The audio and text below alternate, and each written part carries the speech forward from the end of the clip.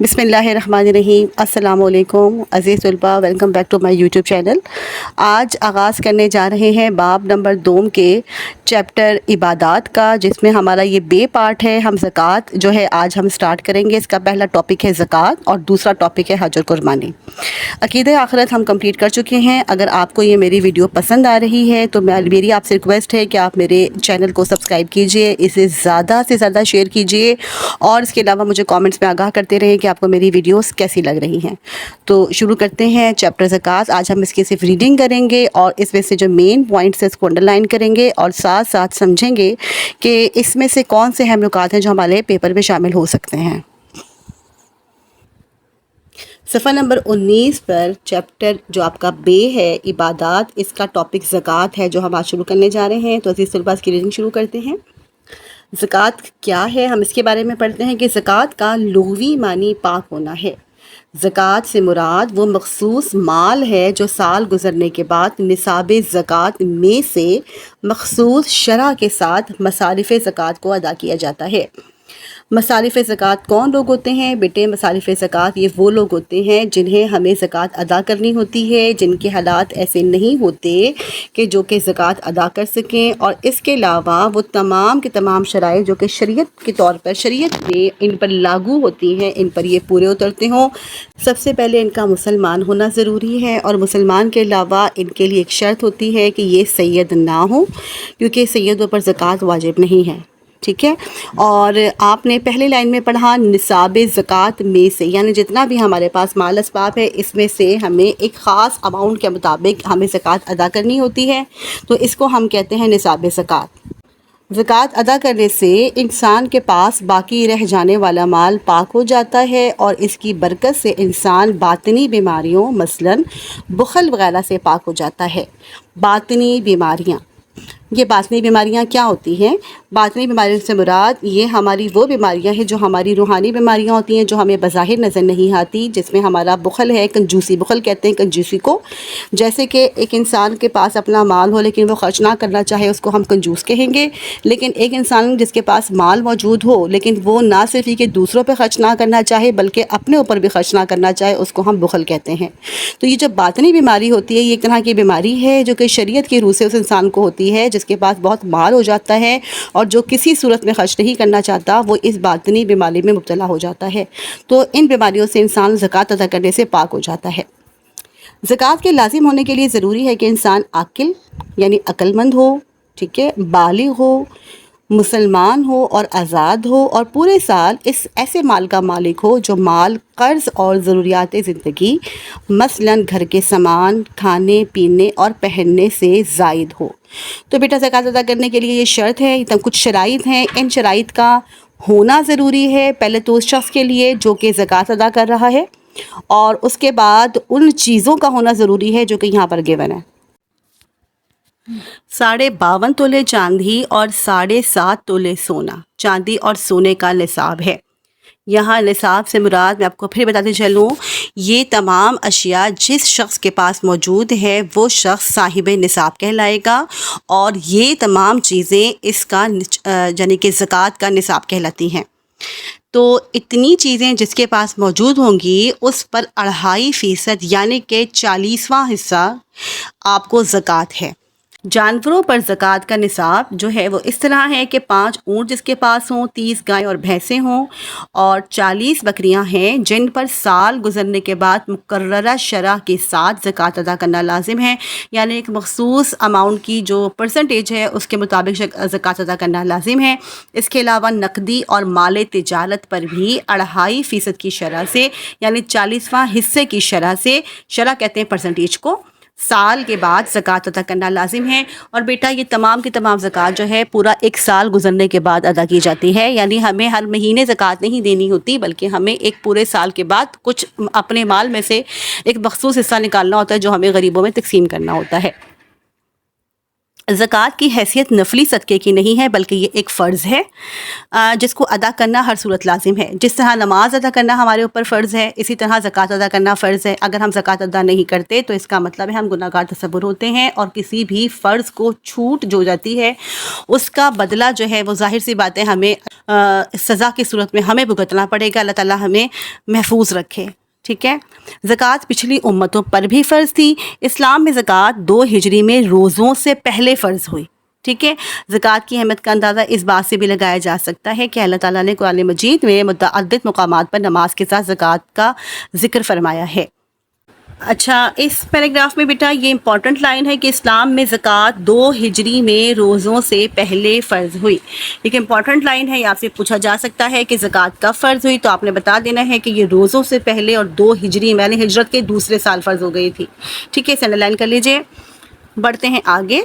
अल्लाह ताला ने कुरान मजीद में मुतअद्दिद मकामात पर नमाज के साथ ज़कात का ज़िक्र फरमाया है। इरशाद बारी ताला है वक़ीमुस्सलात व आतुज़्ज़कात व अतीउर रसूल लअल्लकुम तुरहमून, और नमाज कायम करो और ज़कात अदा करो, रसूलुल्लाह सल्लल्लाहु अलैहि वसल्लम की अताअत करो ताकि तुम पर रहम किया जाए।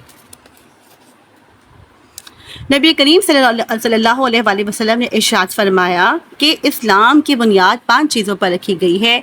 गवाही देना कि अल्लाह ताला के सिवा कोई माबूद नहीं और बेशक मोहम्मद इसके रसूल हैं, नमाज कायम करना, ज़कात देना, हज करना और रमज़ान के रोज़े रखना।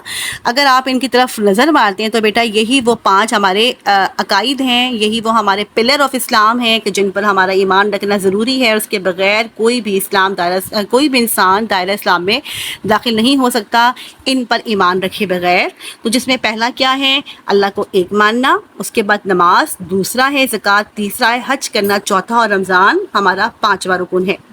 खुलफ़ाए राशिदीन रज़ियल्लाहु ताला अन्हुम ने अपने अहद हुकूमत में दीगर अहकाम इस्लामी के साथ निज़ाम ज़कात का निफाज़ भी फरमाया, और जब सैयदना अबू बकर सिद्दीक़ के दौर मुबारक में कुछ लोगों ने ज़कात देने से इनकार किया तो आपने उनसे जिहाद का ऐलान करते हुए इरशाद फरमाया, अल्लाह की कसम मैं ज़रूर इसके साथ जंग करूँगा जिसने नमाज और ज़कात में फ़र्ज़ किया। देखा आपने कितनी इंपॉर्टेंस है इसकी कि अल्लाह ताला के जो नबी पाक सल्लल्लाहु अलैहि वसल्लम के बाद जो पहले खुलफ़ाए राशिद मुकर्रर हुए थे तो अबू बकर सिद्दीक़, तो उन्होंने फरमाया कि जिसने नमाज और ज़कात में फ़र्क किया तो मैं उसके साथ जिहाद करूँगा।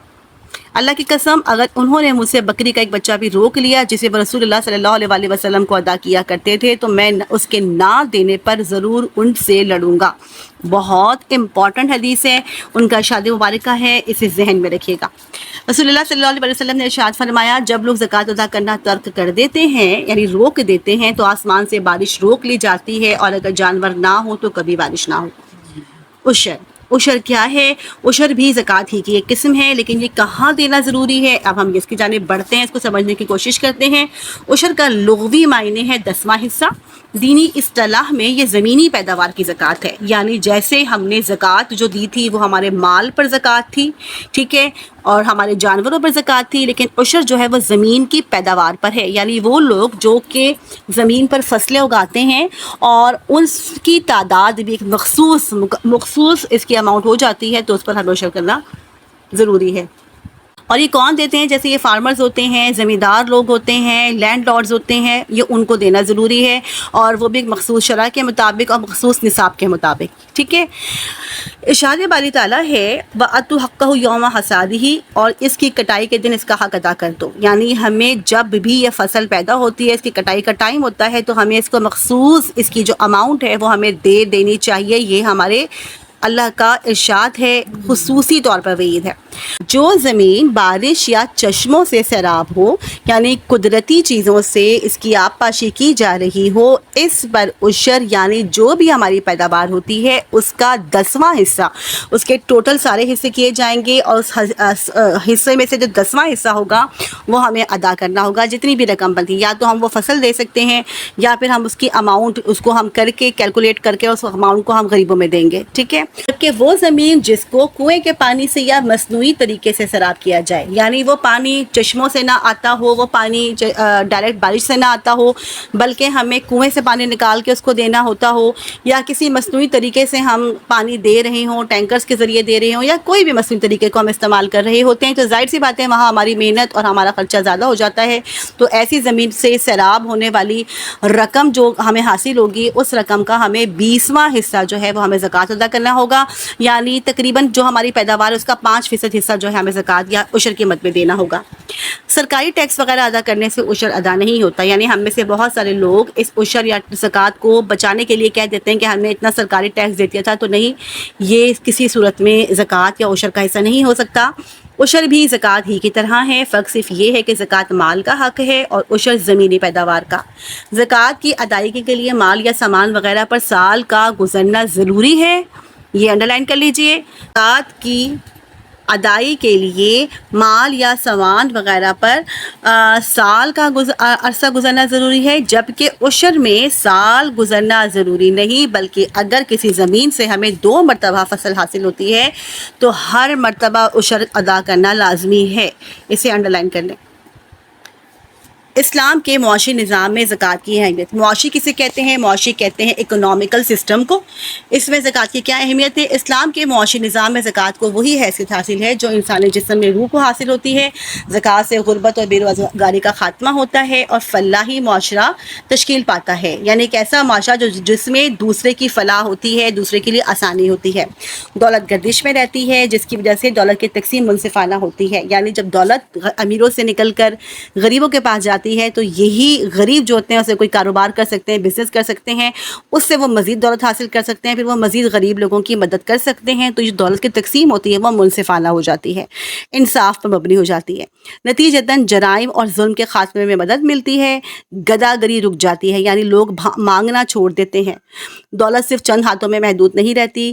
زکوٰۃ ادا ہونے سے طبقاتی تقسیم آہستہ آہستہ ختم ہو جاتی ہے، یعنی جس طرح سے انسان کو طبقات میں بٹا ہوا ہے کہ یہ امیر طبقہ ہے اور یہ غریب طبقہ ہے، یہ طبقاتی تقسیم آہستہ آہستہ ختم ہو جاتی ہے۔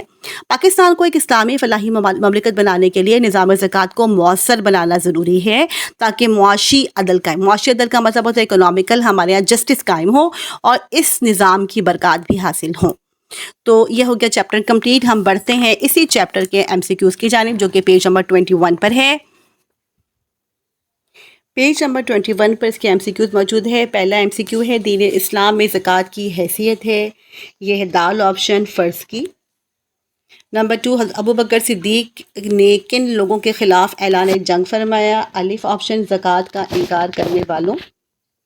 حدیث نبی کے مطابق اللہ تعالیٰ آسمان سے بارش کو کب روک دیتا ہے؟ یہاں بھی الف آپشن ہے زکوٰۃ نہ دینے سے۔ زمینی پیداوار کی زکوٰۃ ہے عشر۔ اور لاسٹ ہے زکوٰۃ کا نظام رائج ہونے سے خاتمہ ہو جاتا ہے گداگری کا۔ تو آپ کو یہ ویڈیو کیسی لگی؟ اگر آپ کو یہ ویڈیو پسند آئے تو مجھے کامنٹس میں آگاہ کیجیے گا۔ جلد ہی اسی چیپٹر کے مختصر جوابات اور تفصیلی جوابات لے کے حاضر ہوں گی۔ اجازت دیجیے۔